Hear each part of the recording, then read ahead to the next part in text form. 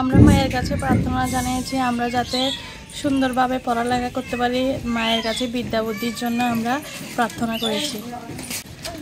দেশ যাতে সুন্দরভাবে সামনের দিকে এগিয়ে যেতে পারে তার জন্য আমরা দেশের জন্য মঙ্গল কামনা করেছি মায়ের কাছে। মা সরস্বতী আমাদেরকে বিদ্যা বুদ্ধি দেখ, আমাদেরকে ভালো পড়ালেখা করা, আমরা ভালো দিকে উন্নতি করার জন্য আমরা মা সরস্বতীর পূজা করে আসছি। আমরা চাই দেশ এগিয়ে যাক, নতুন প্রজন্ম যেন দেশের আরও সুন্দর করে তুলবে।